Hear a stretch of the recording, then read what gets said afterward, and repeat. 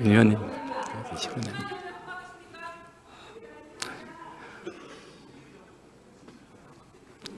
네, 우리 공수처장님 여러 가지 반복된 건 안 묻겠습니다. 공수처장님, 네. 이번 사건을 인지하거나 수사 착수하게 된 시기가 언제죠? 배경이 무엇이죠? 비상계엄 선포된 직후 수사에 착수했습니다. 무엇으로 착수했습니까? 무슨 저희들은 직권남용죄와 그다음 내란죄 같이 수사에 착수했습니다. 아니 내란죄 수사 권한이 없지 않습니까? 저희들은 이 본질적으로 고위공직자의 직권남용 행위로 수사에 착수했습니다. 직권남용 혐의가 있다라고 수사 착수했다는 거죠? 네. 네.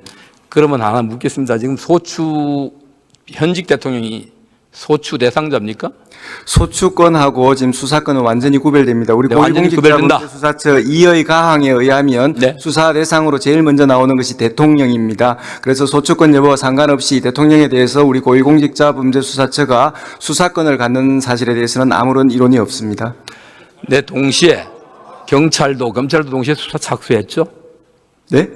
경찰도 검찰도 동시에 수사 착수했죠? 네? 그렇다면은 우리 법에 내란죄의 수사 주체는 경찰 아닙니까? 네? 그러니까 경찰이 내란죄를 수사하고 그 내란의 이 행위로서 직권남용이 이루어졌다면 당연히 경찰이 수사하는 것이 원칙이라는 생각이 들지 않습니까? 네, 그 부분도 틀린 얘기는 아니지만 네, 알겠습니다. 경찰과 검찰 사이에 권한에 약간의 분쟁이 있었고 네. 그런 부분에 대해서 조율할 필요가 있어서 지금 이첩 요청권이라는 권한을 행사하면서 더 적극적으로 이 수사를 하게 되었습니다. 네, 우리 공수처장님 들어가시고요. 우리 법원 행정처장님 잠깐 나와 보시죠.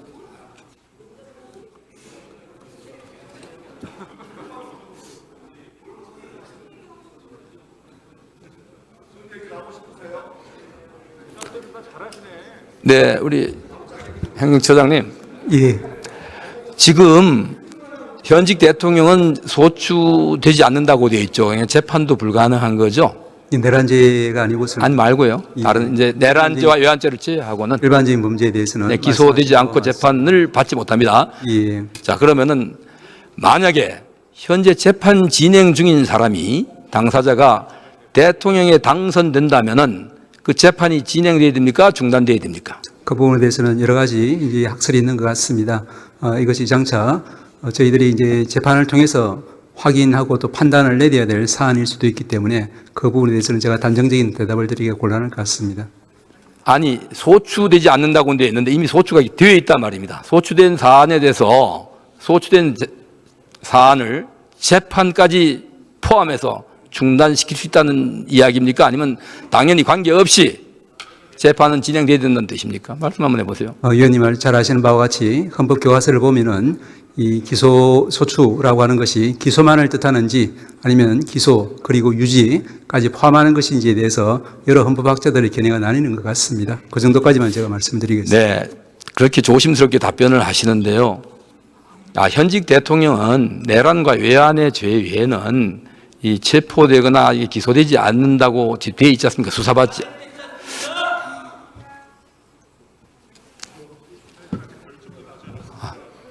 우리 헌재 소장님, 헌재 사무처장님 좀 나와주시죠. 들어가세요. 네.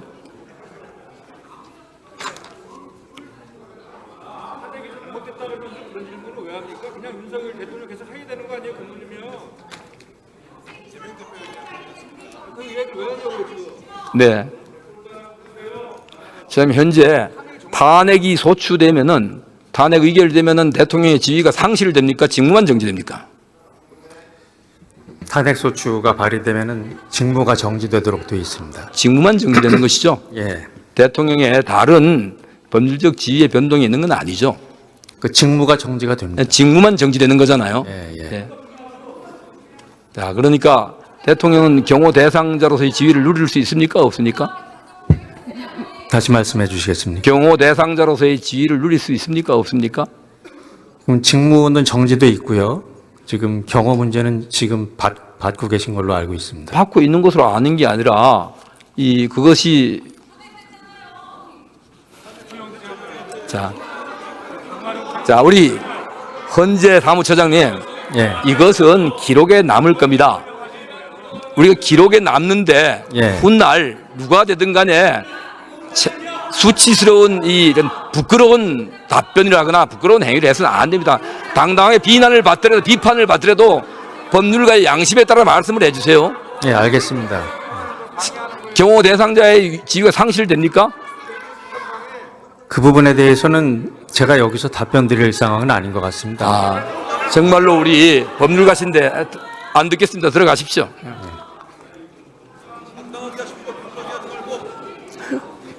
공수처장님 좀 나와 보시죠.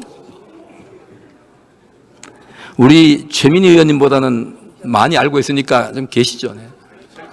네.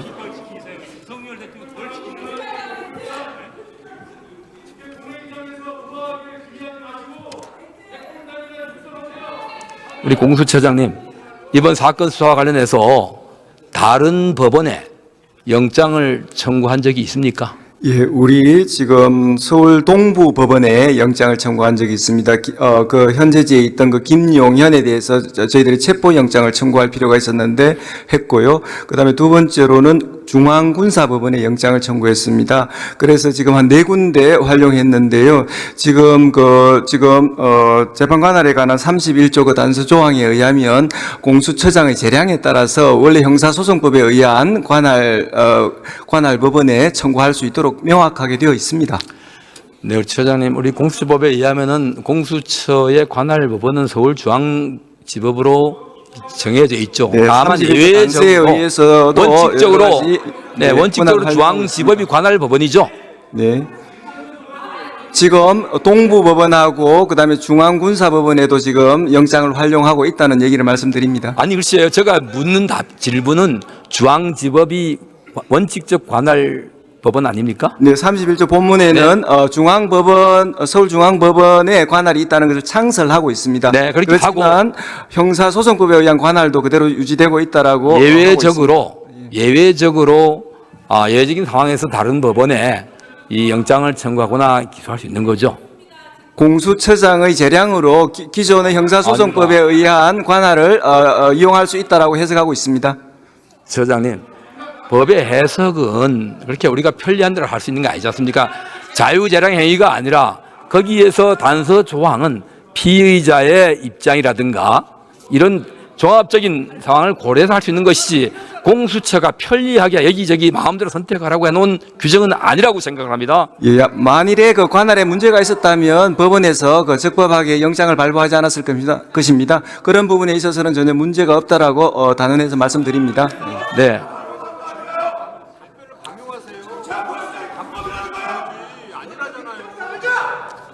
의장님.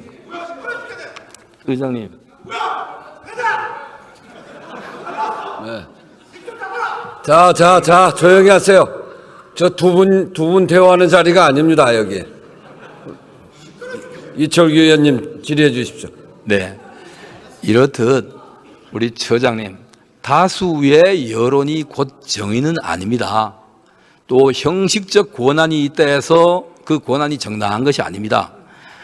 대통령도 본인이 가지고 있는 권한의 범주 내에 있는 계엄령도 그 절차적 정당성과 형식적 정당성에 문제가 있다 해서 내란죄 혐의를 받고 탄핵이 소추되고 수사를 받고 있습니다.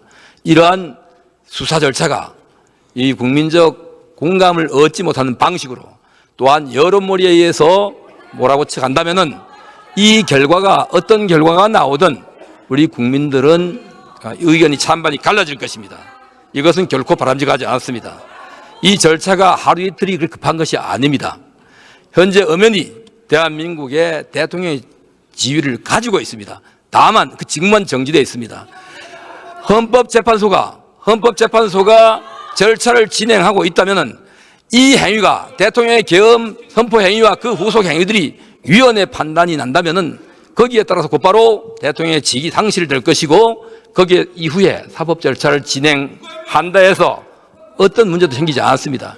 그럼에도 불구하고 현직 대통령을 막대기 잡범을 구속하듯이 또한 여론몰이하듯이 해서 이 충돌을 일으켜 가면서 영장을 집행하겠다고 하는 것은 이 국민 모두의 공감을 얻기가 어려울 것이다. 저는 수사와 또한 재판 또 탄핵 절차에 대해서 어떤 이의도 제기하지 않습니다. 다만 이후에 대한민국이 하나 될 수 있도록 신중히 집행해 주시기 바랍니다. 예, 우리 공수처는 적법 절차의 원칙에서 한치의 어긋남 없이 이 사건 수사를 할 것입니다. 예.